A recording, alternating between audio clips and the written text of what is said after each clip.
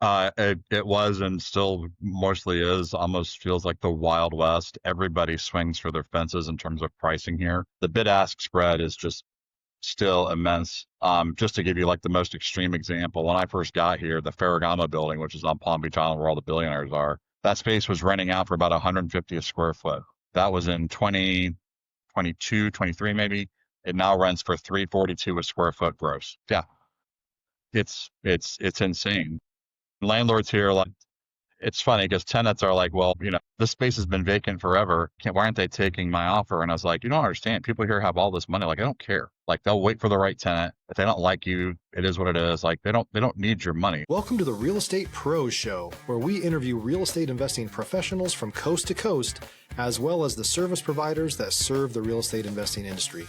Our goal is simple: share what's working now to help you improve and scale your business to the next level and meet the pros that can help you get there. Real Estate Pros is powered by Investor Fuel, America's leader in helping real estate investors and professionals build the business you need to live the life you've always dreamed of. Let's start today's show. Property insurance for real estate investors doesn't have to be difficult, but it does need to be there to protect you when you need it. MyInvestorInsurance.com not only provides insurance at 15 to 30% cheaper than traditional agencies, it's built specifically for real estate investors like you. You can set up an account in about 2 minutes, get quotes on properties, turn on and turn off insurance for your fix and flip or rental properties in around 2 minutes without having to talk to anyone directly, all through our portal. There's no better way or faster way to make sure you've got the coverage you need to protect you, and no more lengthy policies either. Once you're set up, you're billed monthly and prorated by the day for however long your policy is active. It's powered by MSI, the third largest independent MGA, with 1.5 million customers and more than $1 billion in cumulative premiums written. Get set up today in about 2 minutes at myinvestorinsurance.com/fuel.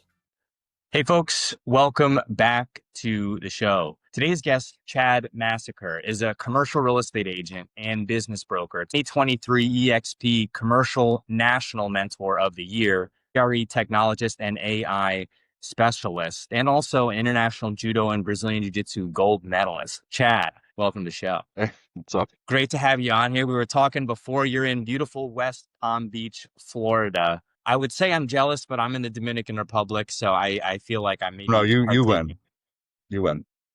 in some of the good weather.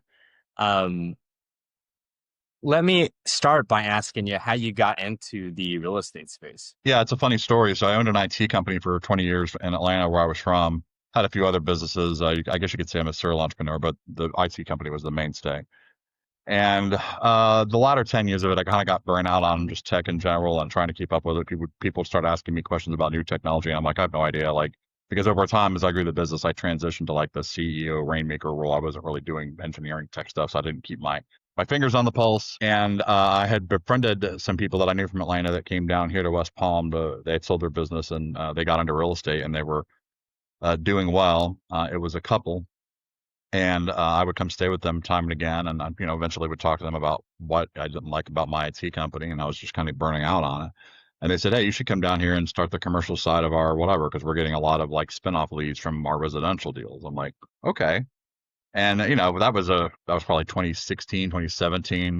We would keep talking about it, but I never went around and got my license. So in 2018, I met my now wife. We got our relationship moved pretty quick. We clicked. And then for whatever reason, that seemed to be like the time to go get the license. So I get the license in the summer of 19. And I'm, it's always with the intent of moving down here. So I'm like, all right, I got the license, and now we got to figure out how to get her a job down here. Well, a month after I get the license, she gets a headhunter that calls her with the job. And we weren't even looking. She hadn't even told them to start looking down here yet. I mean, talk about serendipity. And so I was like, well, okay, I guess we got to go now. And so I stayed back. We moved her down here early because the job needed her earlier, and she went and lived with that couple. And I stayed back with our daughter to help her finish school. And then we all moved down here January of 2020, 3 months before COVID. Stop living on an island and join the #1 mastermind in America for professional real estate investors. Investor Fuel is a community of hundreds of the nation's top investors working together to build stronger businesses and better lives. In addition to the amazing community of real estate investors acting as a board of advisors for one another, Investor Fuel members have access to 100% funding on purchase and repairs for our members only, a health insurance program, and benefits and discounts that more than pays for the membership of most of our members, meaning it's actually costing you money to not be a member of Investor Fuel. If you're looking to scale your business and build a business that allows you to live the life of your dreams, please visit investorfuel.com today and book a call with our team. So you got started in the commercial space, which is interesting because a lot of people say, hey, I'm going to maybe make a transition into commercial, but that was your entry. Yeah, there was no way I was going to ever get into residential. But hindsight being 2020, there are a great many things that I would have done differently. Obviously, first of those would be to not start my career when a pandemic starts. I can't really armchair quarterback that one that well, but it was also good. And I don't want to say pandemic's good, but obviously, being in Florida, it got really good really quick. I actually want to ask you a granular question about the commercial space in that time. I'm not a commercial agent, but I'm aware of what happened during COVID, right? So you're having, retail and maybe office really struggle, shuttering doors all around the country. And we're still seeing the effects of that, right? Not here. But Not here. you were not experiencing that in Florida, from what I understand. What was the market like at that point? It was and still mostly is, almost feels like the Wild West. Everybody swings for their fences in terms of pricing here. The bid-ask spread is just still immense. Just to give you like the most extreme example, when I first got here, the Ferragamo building, which is on Palm Beach Island where all the billionaires are, that space was renting out for about 150 a square foot. That was in 2022, 23 maybe. It now rents for 342 a square foot gross. Yeah. It's insane. And landlords here, like, it's funny because tenants are like, well, this space has been vacant forever. Why aren't they taking my offer? And I was like, you don't understand. People here have all this money. Like, I don't care. Like, they'll wait for the right tenant. If they don't like you, it is what it is. Like, they don't need your money. It was like the traditional supply and demand dynamics. I would say that they work here, but they're not as predictable as they might be in what I would call a regular middle of the road market. I don't even know what that would be. Maybe Atlanta or something. I'm not sure, but it's just. So was there different dynamic? Was there any? I can speak for Texas. We weren't as impacted as some areas, but there definitely was some shuttering, difficult times for people in the commercial space. It doesn't sound like there was any of that in your area. Yeah. So, I mean, the one thing, all the Sunbelt states really were largely insulated from any element of like the recession and stuff like that. And we had so much, I think the year after the pandemic stopped, we calculated that we had nearly 100,000 New Yorkers become Floridians, like as in surrendered their driver's license and got a Florida license, like moved here. Well, so we have a lot of immigration. We're now called like the Wall Street of the South. Anyways, backing up a little bit, office by far is still the most troubled asset class, hands down, and that's largely due to the work from home thing that happened as a result of the pandemic, and it's been hard to kind of put the genie back in the bottle. But what's interesting is it's also kind of shining a light on the most troubled and crappiest, if you will, assets. If you were to go into CoStar right now and look at vacancy rates, Class A would probably have a very healthy sub 10% vacancy rate. Usually when you have that lower percentage, you're just talking about kind of leases changing over, or somebody's leases in and they're just refilling the space. But then if you look at like Class B and Class C, and I haven't looked at these in a while, but at one point, Class B office spaces were 20. I think I saw it as high as 22 or 23% vacant. So that's a fourth of the building. And then when you factor in Class C and look at them all together, it was 43% occupancy. So, really to summarize this, take a look at any Class B or C building, and you basically, that it's probably just half full and that's it. If you're looking for consistent, high-quality leads, look no further than Investor Machine. Investor Machine isn't just another agency. It's the most sophisticated, data-driven lead generation company on the planet for real estate investors, and serves the role of being not just a lead generator for your business, but a marketing partner that is helping you achieve your goals along the way. Go to investormachine.com to learn more and schedule a call with our team today.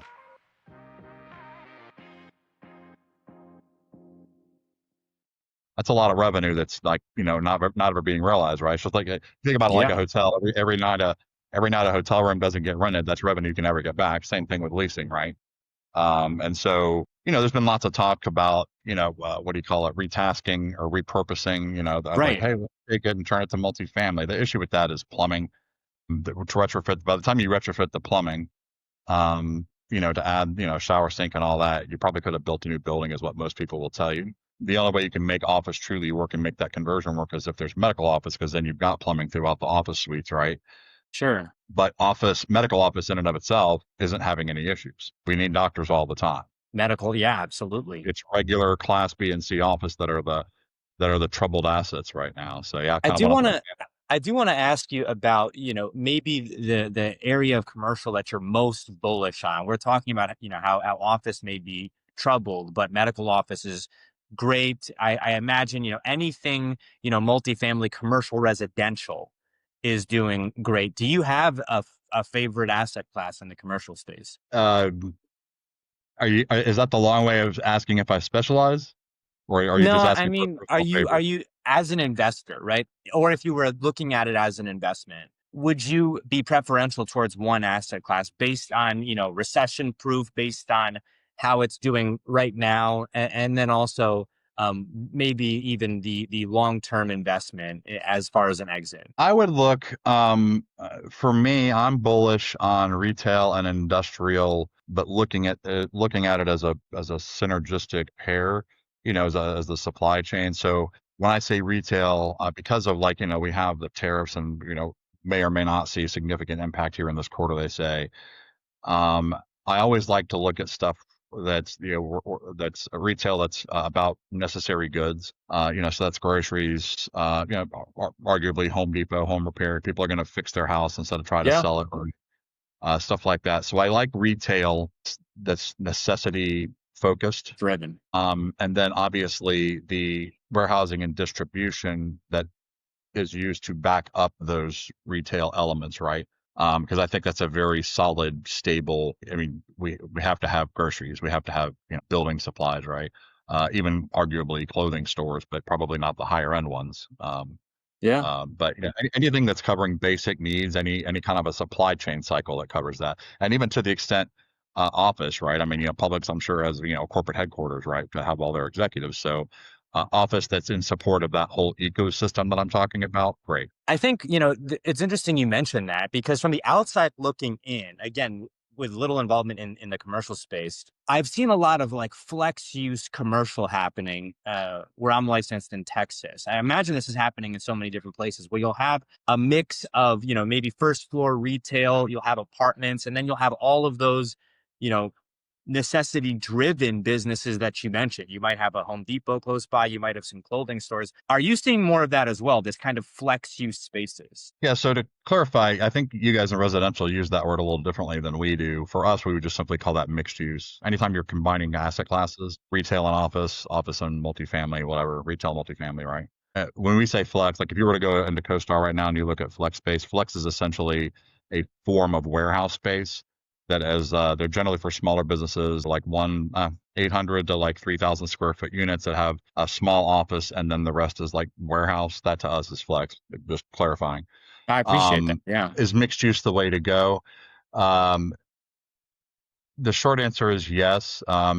It's obviously situational. The trend we're all seeing right now is, um, we like density and high walkability. And so obviously to achieve that, we need to like kind of cram as much stuff that we like in one place as possible. So yeah, in terms of, if I'm a multifamily developer, should I build a straight up 100% multifamily building, or should I consider something where I can put some retail on the bottom, specifically retail, or especially retail that supports the tenants of the building? If you're a new or newer real estate investor looking to launch or grow your real estate investing business, please check out Investor Fuel Club.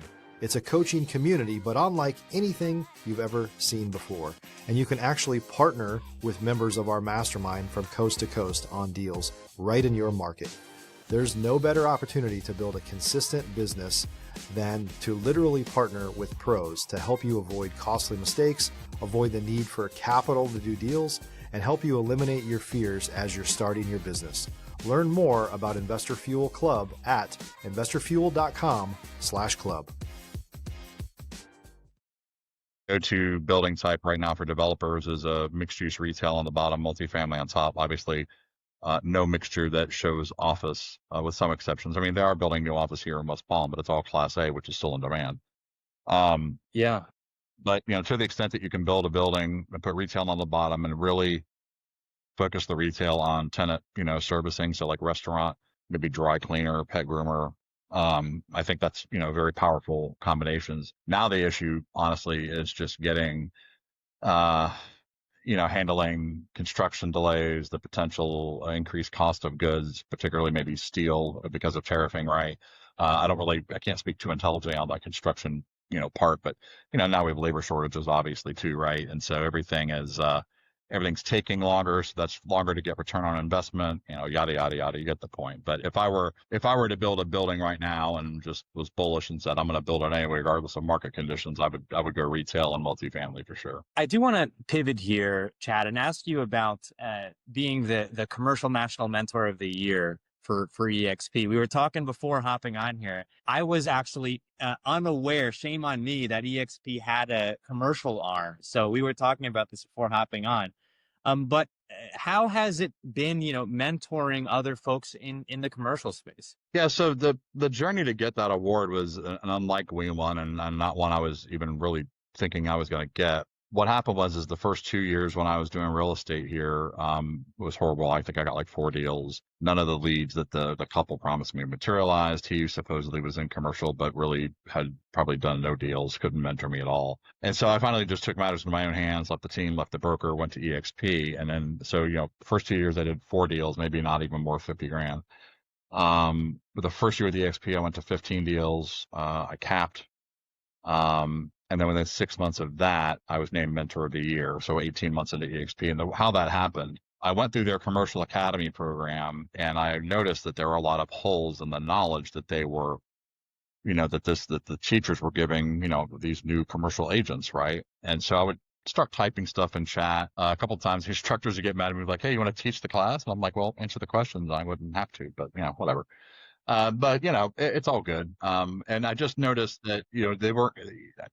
EXP's job at the end of the day is to train you how to be a good commercial agent, but not necessarily probably how to use or leverage the technology. It's like, here's the technology, but you need to learn how to use it on your own, or go to that vendor's training, right? We don't have the bandwidth to train you on all that specifically. And I'm like, oh, well, I can show people how to do this. I just started making videos on like how I, scrape data out of Reonomy. Yeah. And did it in my CRM, how all the different ways I use CoStar, how all the ways I do marketing and lead generation. I don't cold call at all. And so when the Mentor Award nominations came out, I had this dedicated workplace channel back when we were on Workplace that had, I don't know, like 400 or 500 people in it, because they all like my stuff. And I guess, I just said, hey, you guys want to vote for me? Like, that'd be great. I don't think I'll win this, but let's find out. And then I won. And I'm like, I'm here, I'm one of my 3.5 years in. There's people in here that are, 20, 30-year industry veterans. But I think at the end of the day, the reason I was given it, and I don't know this to be true, is that my mentoring style is extremely different. Most mentors in commercial, the mentoring program goes something like this. Here's a list of 2,000 numbers, make 100 cold calls a day. And remember, it's all about relationships. And that is, when I tell you, that drives me insane. I can feel myself getting angry right now just thinking about it. It drives me nuts, because cold calling is one form of many forms of lead gen. I don't know why we're not teaching other forms of lead gen, like any form of marketing. It's the least efficient form of lead generation, because you have to do all the work.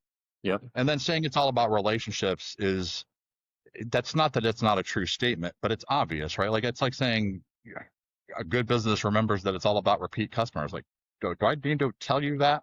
Like, do you really not know that? Yeah. And so it's like, thank you for the useless information, right? Yeah. And so what I teach my mentees is, like, I show them how to start their own business so they can write off, expenses, right? Like their marketing, stuff like that. I show them how to set up lead generation funnels using their CRM and publicly scraped data, like from Realty. I show them how to pull like the 5 or 6 different ways you can get leads from CoStar. I showed them how to do SMS marketing. I showed them how to do LinkedIn marketing and LinkedIn messaging, automated messaging marketing, which is my three biggest lead sources are Google My Business, which I show them how to do that too, LinkedIn and SMS marketing. That's it. I want There's a to lot of ask other you, things to do. uh, Yeah, that's what when I people, that's the difference in my style relative to other mentors is I get people to generate leads while they're doing something else so that they're not relying on cold calling, I would say. So when people talk about uh, outreach, I feel like most of the time, newer uh, agents, either in residential or commercial, I think it's applicable in both, even for, investors who may be looking for, seller leads and this type of thing, don't immediately jump to marketing because they may think I'm just starting out, I don't have a brand, or, I don't have this massive budget. But there's ways, to start marketing. And I've learned this recently where you don't have to, be putting in, thousands or tens of thousands of dollars a month in paid ads or pay-per-click leads and this type of thing. And I think people kind of gloss over this. And you mentioned, cold calls, work a hot 100 list. That's kind of the old traditional way of doing things. But I think if people aren't already aware, marketing yourself is the new wave, even if you're just getting started. yeah, I'm 100% with you. Become a key person of influence, and for the people that have this like, well, I can start marketing and I can post stuff up, but no, everybody that's going to see it, is not going to really care or whatever. It's like, well, okay, let's examine that. Number one, you probably haven't focused on growing the right audience. So let's start building that first. Right? If I get on your LinkedIn profile and, the only people you're connected to are people that you worked at when you were, doing grocery work when you were a teenager and your friends from high school and college, you don't have you need to start making meaningful connections that are relevant to this job. Like, so GCs, architects, developers, asset managers, so on and so forth, right? Those all need to be level one connections. All right. And then once they're level one connections, for example, and hey, I'm obviously talking about LinkedIn, then you start posting to LinkedIn. You start showing up in their feed. First time, second time, they may like, yeah, go past. But you know what? Everybody knows that marketing is about touches, right? The old wisdom was 7 to 8 touches. Now they say it's about 10 to 11. I'm posting every day. If you get on your LinkedIn or we're friends, you're seeing me every day. We're going way past 10 touches within the first 2 weeks of me. You will absolutely know who I am. And Staying fun. that has paid off in spades, both with getting clients, but also getting attracting agents. Because they see me and then they go to the website and then they dig around. They're like, oh, okay, this is interesting. And honestly, that was actually an unintended consequence of some of the marketing that I'm doing. Was kind of some what I would call passive agent attraction. So now I'm actually working on more messaging to more directly attack that. But like, oh, let's experiment with this and see if we can really ramp this up a little bit. Yeah, I mean, there's multiple ways to make money in real estate, especially on the retail side. And sometimes people think, well, I have to focus on building a team. I have to focus on personal production. But you're a great example. You was an unintended consequence. You were, marketing to, you know, I'm imagining sellers and buyers, but ultimately agents came along with it. Yeah, and you bring up a good point about like all the head trash that kind of goes through a new agent's mind because there's just so many. I feel like there's so many things that they don't know, and there's so many decisions they have to make. Like, do I specialize or not? Do I start a team or not? All this other stuff. And I'm shamelessly plugging. We're in the middle of a 4-week boot camp that I'm putting on that actually addresses these issues. And so the way I show it is like, look, the end game here is to start a team, regardless of whether you want to start one or not. I'm suggesting that you pay attention to this whole boot camp and let me make the case and show you why, but you don't have to worry about it right now. And so I show them how to create a bunch of leads. And then what the idea is to create more leads than you can possibly handle. That's always the goal of marketing, right? So that you get to cherry pick the best ones. Well, even once you start cherry picking the best ones, there's probably some, medium level ones that are still pretty good, right? Well, what are you going to do with those? You can pay a referral fee to somebody, or you can start a team and start handing those down and start building other people up. Also, you now own a business and not a job. Yeah. I can walk away from my business and it's still running. If I'm not on the phone prospect, I was just listening to Jeff Blount's book, The Fanatical Prospecting, this morning. If you stop prospecting for 30 days, Book. it's going to mess up your pipeline for 90 days. I don't worry about that. I've been reading that book for like so, 7 years. I don't know when it first came out, but I've been reading it for yeah, a great book. yeah. And so I think getting back to also the mentoring part, right? this is everything that we're talking about is the stuff that mentors are supposed to be doing that frankly, many of them are not. They're just like, here, prove to me that you can go kill something. And then maybe we'll talk and try to figure out how to get you to the next level. Like, no, a lot of these people need a lot of hand holding. Yep. What's great about this industry is there's a giant learning curve and a lot of front load heavy lifting when you start. Now that part's obviously not great, but it's great from the perspective of once you get it going and create the machine and the processes, then it gets a lot easier. People are like, oh my God, how much time do you spend on marketing? Because they see all my stuff. I'm like, about 2 hours every 2 months. They're like, no way. I'm like, oh, here's the video. I show you how to do it. Like, go nuts. You can replicate what I do very easily. And I'm pay-per-click money. That's how much I spend. Not a drop. Everything I do is organic, SEO, duct tape marketing. I can't even imagine now that I'm growing a team and I just started growing one, I can see me starting to get into pay-per-click as many markets where I don't have as much like high density that's on LinkedIn. The use case. Like but right now I don't have a need to get any kind of pay-per-click advertising. I've got more than what I'm looking at my CRM right now for just my leasing pipeline. I've got 80 leads in there. What am I going to do with that? Sure. Well, congrats on all the success on EXP National Mentor of the Year. I'm really addressing a concern that a lot of new agents have, definitely in commercial. How do I get started? Is it cold calling? And you're bringing something novel and new to folks while addressing a lot of the modern marketing ways that people can get their name out there. You also mentioned you are doing is it a 4-week course? How can folks reach out to you and learn more about that? Yeah, so we've already done the first 2 weeks. Week 1 was lead gen. Last week, this past Tuesday was sales conversion. Next week we talk about actually how to increase overall sales and how to get higher commissions.